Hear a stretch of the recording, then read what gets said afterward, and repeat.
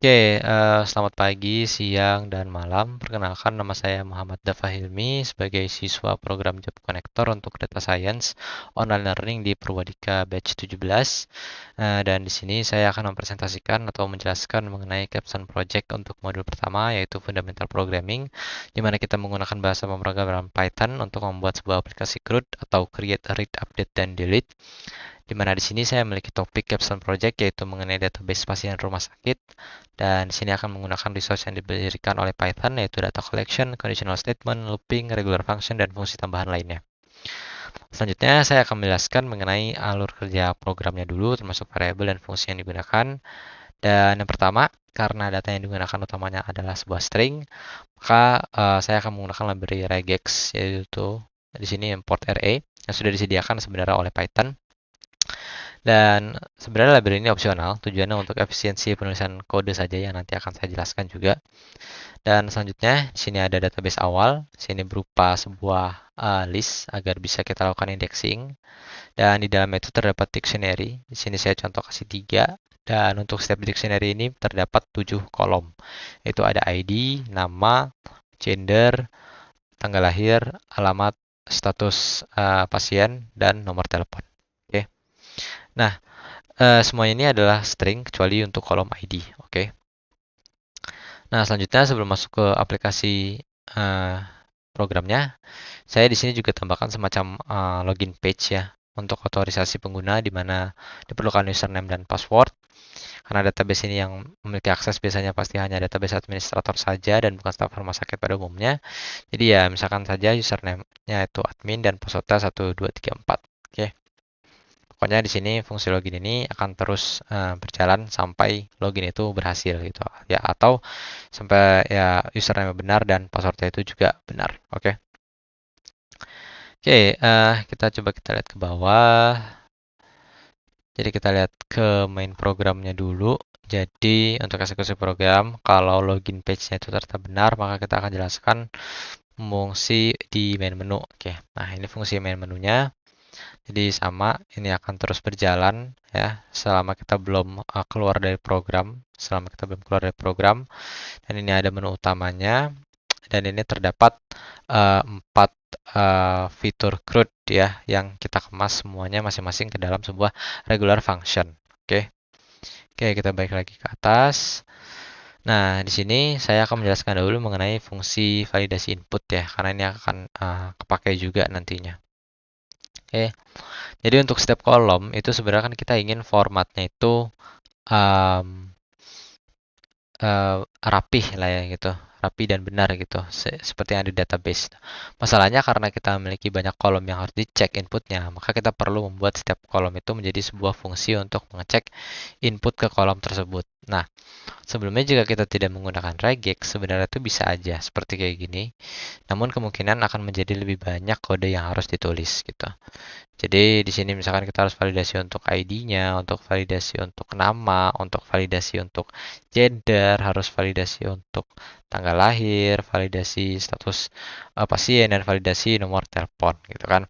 Oleh karena itu saya menggunakan regex atau regular expression um, untuk menyederhanakan penulisan fungsi validasi input. Jadi di sini untuk setiap validasi input nanti kita akan sertakan pola regexnya atau patternnya, dan itu harus sesuai ya kan, harus full match, itu harus sesuai dengan pola yang kita berikan gitu agar nilai tersebut, nilai inputnya itu bisa diterima, karena kalau enggak itu nanti akan memunculkan sebuah error message. Oke.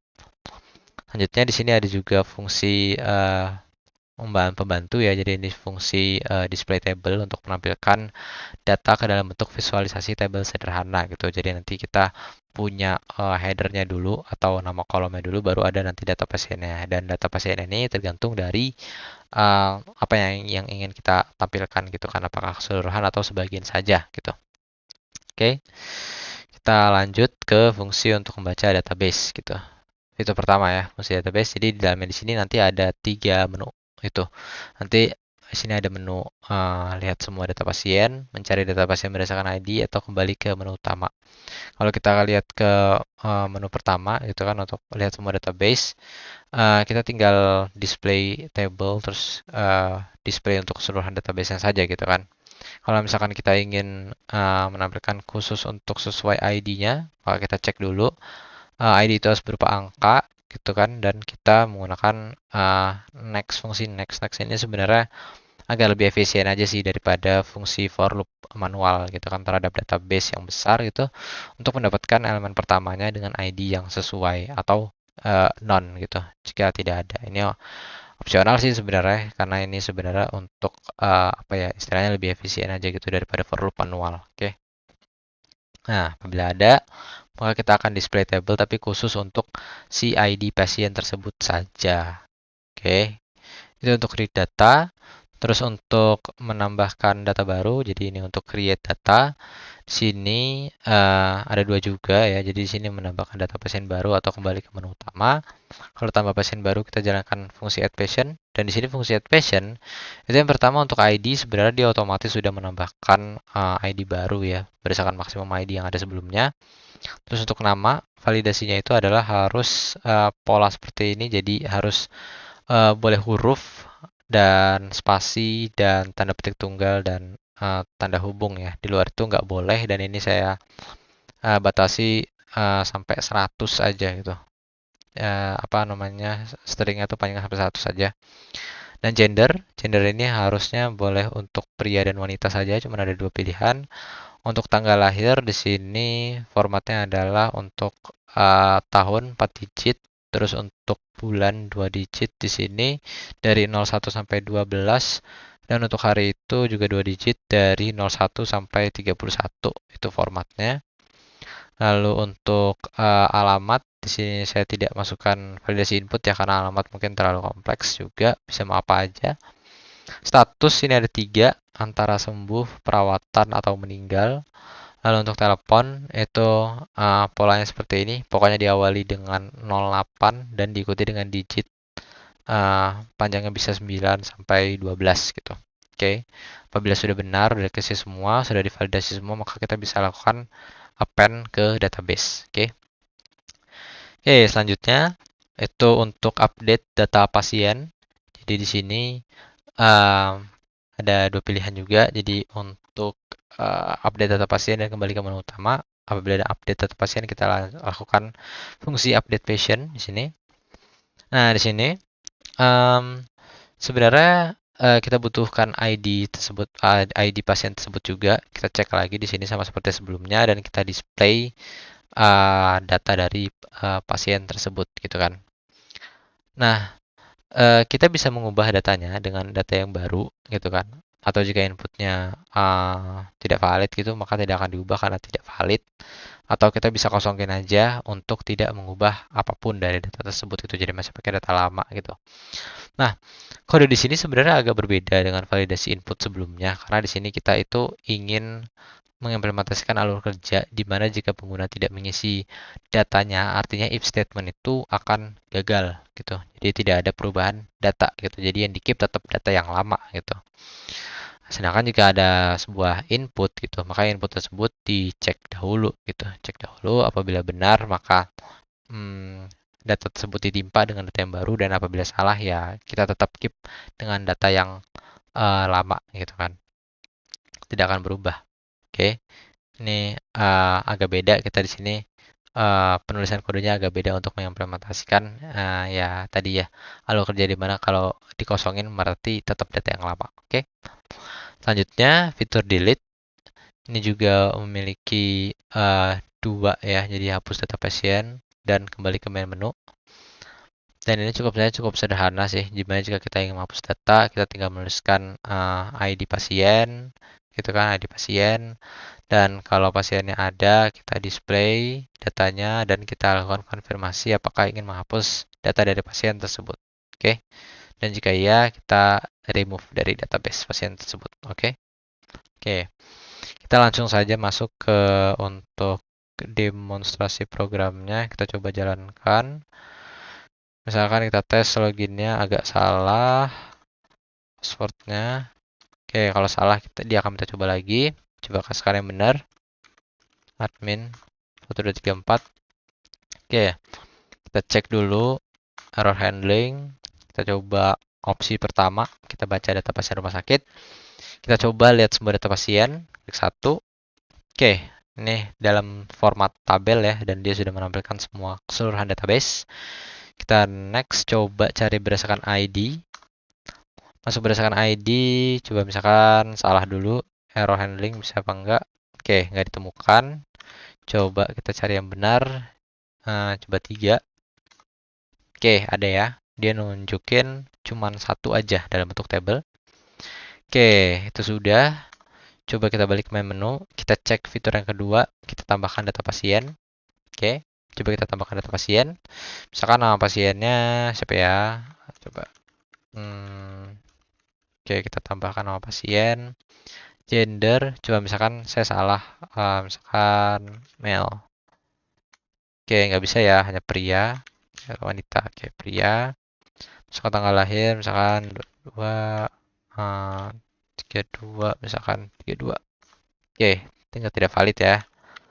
8, misalkan 04, oke, 05, oke. Sekarang alamat nih bebas sebenarnya. Bebas status, misalkan sehat, nggak bisa ya. Sehat nggak bisa, saya sembuh. Masukkan nomor telepon, kalau awalannya udah salah, bisa dia nggak mau. Oke, tidak valid. 8. Oke, valid. Oke, coba kita cek ke database. Apakah ada? Oke, ada ya daftar pasiennya yang baru masuk. Kita balik lagi ke main menu. Coba kita ubah lagi. Kita ubah ya. Cek fitur ubah. Ubah data pasien. Masukkan ID pasien. Misalkan 0 ada nggak?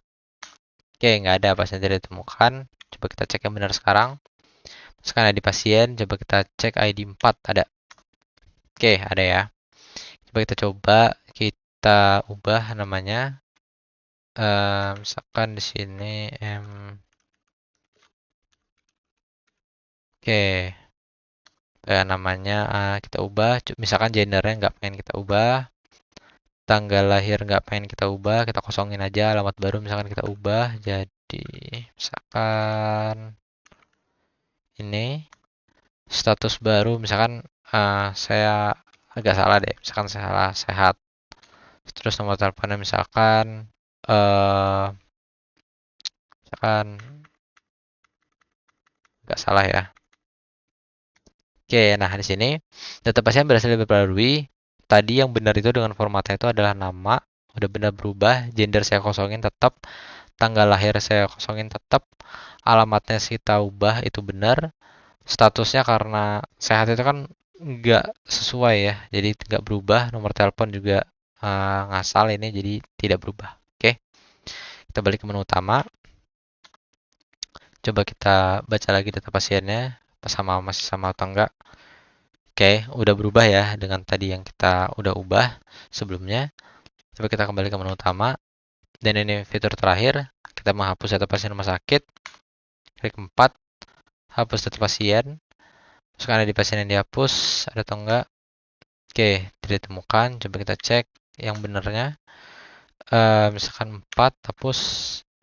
Oke, misalkan di satu deh, satu hapus. Satu hapus. Oke, ini. Kalau no, data pasien jadi dihapus. Oke, coba kita hapus data pasien lagi. Hapus saja pasien yang dihapus. Misalkan 2. Apakah menghapus? Yes. Oke, kita balik ke menu. Terus coba kita baca lagi keseluruhan. Lihat semua. Oke, berarti yang ID 2 itu udah hilang ya, udah hilang. Oke, kita kembali ke menu utama. Dan terakhir kita keluar dari program ya. Oke, keluar dari program. Oke, sekian saja untuk video dari saya. Sekian dan terima kasih.